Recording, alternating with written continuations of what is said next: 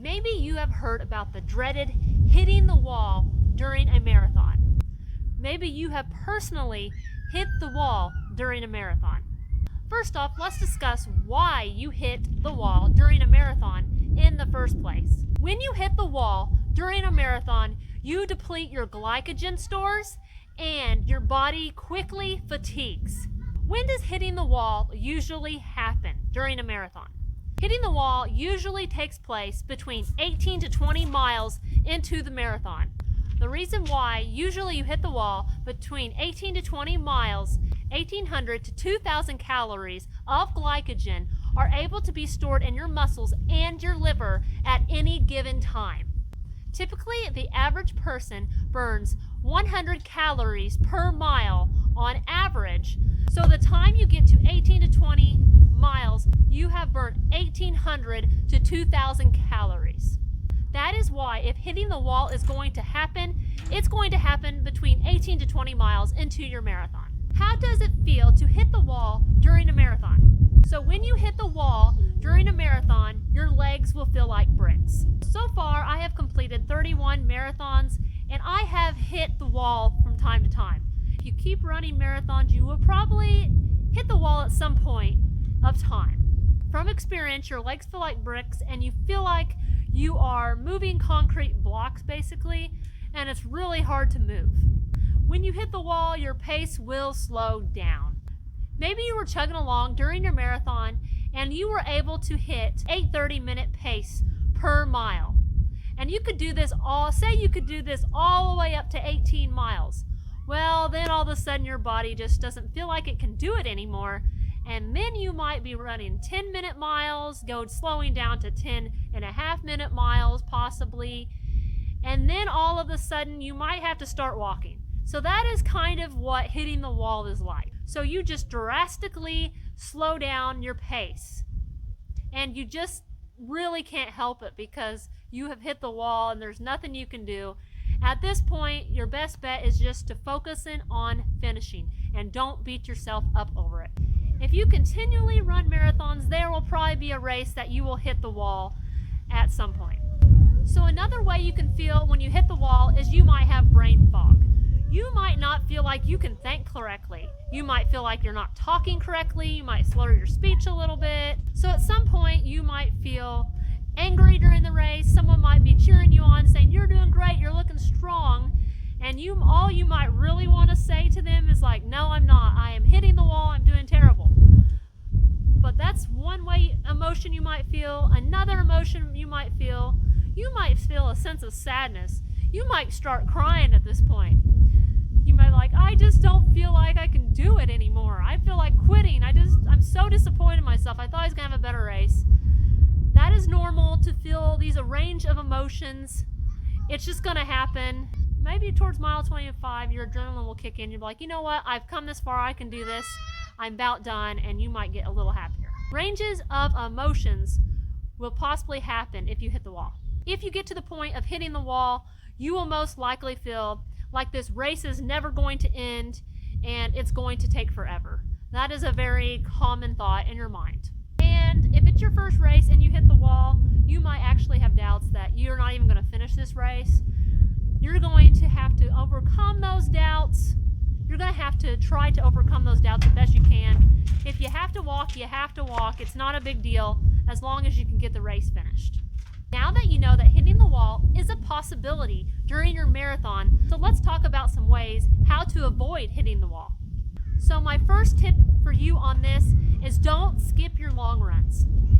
Long runs will build your aerobic capacity and will help your body to adapt to fatigue, and you're less likely to get fatigued because of doing your long runs. So doing your long runs is going to make your body more efficient and stronger, and that's going to prepare you physically and mentally for your marathon. Running your long runs, it's going to strengthen your heart, it's going to make it stronger, you're going to have a larger stroke volume, and it's going to help lower your resting heart rate. Your heart is a muscle, so it's going to get bigger as you run longer distances. So a bigger heart is going to make you stronger during your marathon. Your long runs are going to strengthen your muscles, your ligaments, your tendons, your joints, All of that is going to get stronger during your long runs. So you definitely want to make sure you're doing your long runs.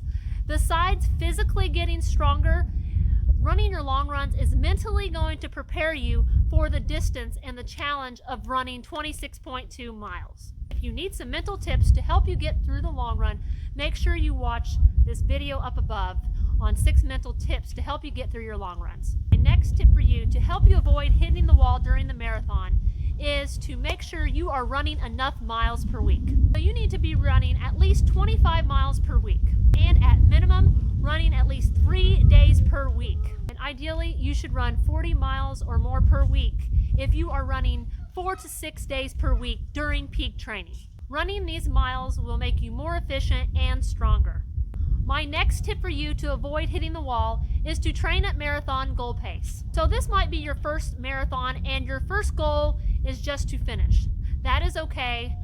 I wouldn't go on based on pace. I would just focus on building your endurance up so you can run that long of distance. You do want to have slower runs at least 80% of the time, and 20% of the time you can run faster at goal race pace. So in order to run at goal race pace, you can do some tempo runs. Maybe at the end of your long runs, you can run the last few miles at goal race pace. So at least 20% of the time, you want to try to at least run 20% of your runs at goal race pace, so you know what it feels like to run at that pace. It'll be an indicator if you will be able to possibly run at that pace on race day. My next tip for you to help you avoid hitting the wall is don't go out too fast during the marathon. This is such a common mistake that runners make. I have made this mistake as well, especially being a newer marathon runner. You get excited, you have the crowd support, you get caught up in the crowd, you just want to go fast. You want to go with the faster runners, and maybe you can run that pace the first few miles, but eventually you're probably going to die out and it's going to make you hit the wall faster. Be conservative and smart and go out a little bit slower than maybe your goal race pace, so you can build gradually upon the goal race pace that you want to run later. So it's good to go out at a nice, comfortable, conversational pace when you are running at the beginning. And then as the race goes on, you can gradually build your speed and pick it up so your body can gradually get used to the process, and you can conserve that energy so you can save it towards the middle to the end of your race.